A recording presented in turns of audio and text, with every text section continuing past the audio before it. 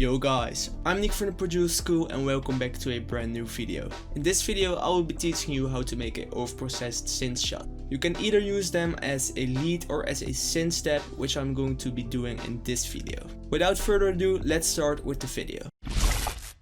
So I already made a very basic ID inside FL Studio and we're going to make a synth step on top of that to fill it up. This just is a little guideline for us to create a synth step. I created it very quickly and it sounds like this.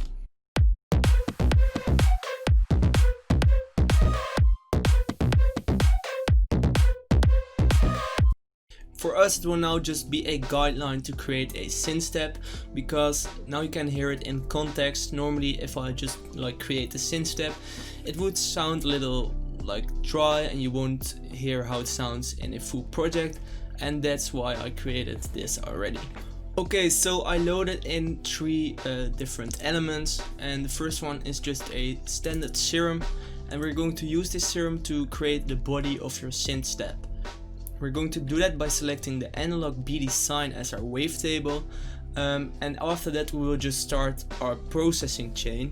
The key to those overprocessed synths is basically just to overprocess your sound. And what I mean by that is that you just have to add a lot of distortion, multi-band compression in general, saturation and EQ to get a very squashed sound. For me it's easier to explain this when I just demonstrate it to you guys, so that is what I will be doing right now. Okay, so the first thing I'm going to do inside Serum is shape envelope 1 as a plucky shape. And I want the noise oscillator to be turned on with the direct output so it won't be affected by the FX. And I also want to link envelope 1 to the level of that. As well as the level of the noise, I want to link envelope 1 to the level of the analog BD sign.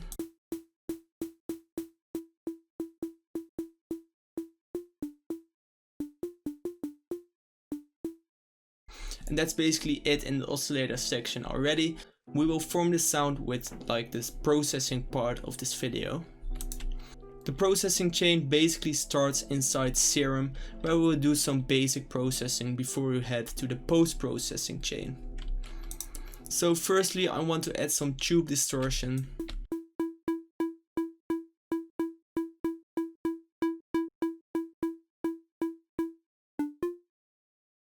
I want to add a multi-band compression which will squash the sound.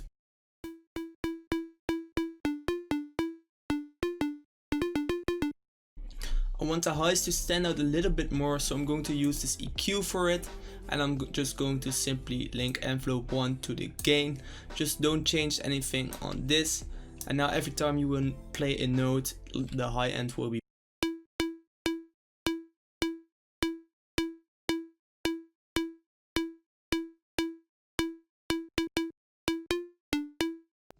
Alright, so let's move on to the post-processing already. That's the main element of this sound and also the key part to make the sound sick. So let's do it. I'm going to start off this chain by just adding a Camel Crusher, which is a free plugin which has distortion, compression and a filter, as well as a master balancing just built in one plugin. And I'm going to use the British Clean patch, and it almost always works. It's one of my favorites.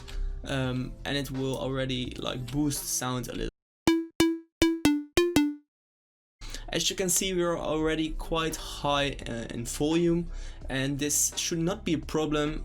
Probably there are a lot of sound engineers who are not agreeing on this point, but as long as the sound is controlled and as long as it doesn't go clipping, for me it's good. I also had contact with some producers who are making very heavy music and stuff, and they almost all just squash the sounds till 0 dB. So that's what we're going to do for this sound as well, as we want it to sound super processed. One thing we can do to control this is add a limiter at the end of the chain, and I'm going to use the M saturator for that, which has a built-in limiter, and we're going to set that to 0 dB. This plugin is free, so if you want to use that you can just download it for free.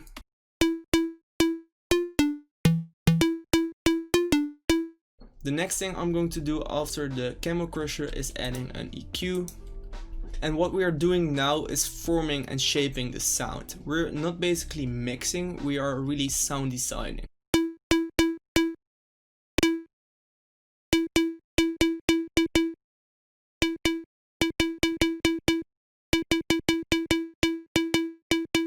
As you can see, I'm just boosting some of the harmonics as well as cutting out just to get a sound I like. And after you do this, you will be like squashing the sound even more with distortion and compression, so the frequencies that you boosted right now will really stand out in your final result. So you have to keep that in mind. From now on, it's basically just a process of stacking distortion and saturation on top of each other.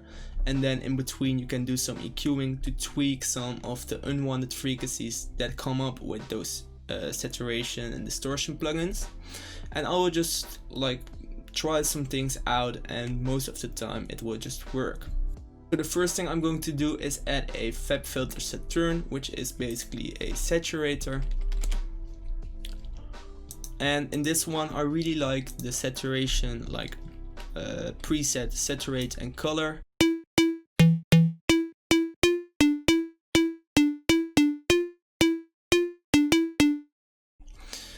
Alright, so as I already told you, we will now just stack up things, so I will just go further with that. I'm going to use iZotope Trash as a distortion, and it's a very advanced like distortion plugin which has some cool presets in it as well. So I found this quick dip preset and it is really cool on the sound. I will add another saturator.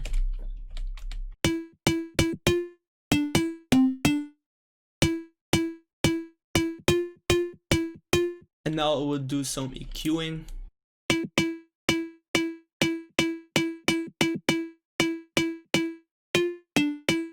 And the last thing I'm going to do in this chain is add an OTT to really squash the sound. I'm going to turn down the depth.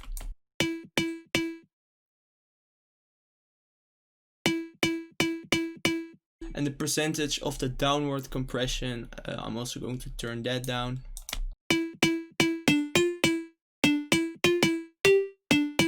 Alright, so right now we have quite a like processed sound already, and it sounds very different from what we started. You can choose to like render out this sample and do this part again, but I'm not going to do that right now, but you can just experiment with that. A lot of people tend to do that, and you can really make it more squashed and more unique, but right now I won't do that. On the B where we are in our track, this now sounds like, it already sounds like kind of a synth step, but right now I will layer it with some percussion which will really make it more sick. So I have this percussion and I will now mix this very simply, and then I will show you what they sound like together. So I found another percussion that we can just stack on top of the other ones, but first of all I want to shape this sound, and we can do that inside FL Studio as well. Here we can do volume automation, and then we can just turn on the envelope, and then we can shape it how we want it.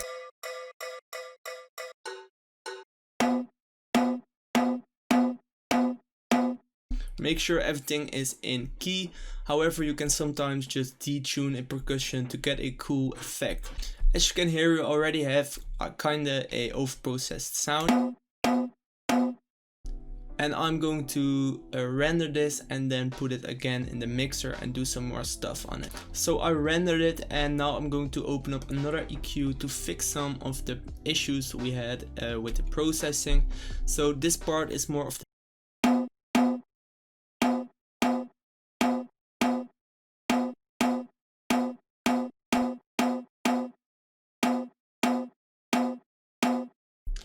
and I also want to add a slap delay, so basically a delay with a very fast rate, and I'm using Valhalla delay, and I'm just going to put this to like 50 milliseconds, and the feedback down.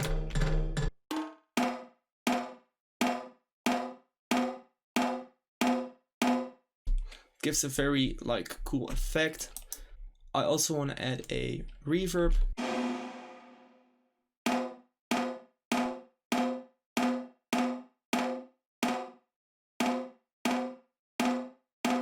And a kickstart so it will fit in our mix.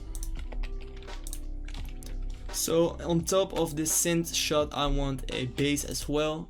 So the synth shot and the bass sound like, and I feel like it's not perfectly fitting this like ID, but if you just create a bunch of these synth shots and then just use them in your projects, they probably will work even better than this one. I would recommend to just basically render out all these synth shots you make and create a folder for them, so you can always just go through your creations and maybe they fit a track very well. Another thing you can do is reverse such a step and place them somewhere in your drop.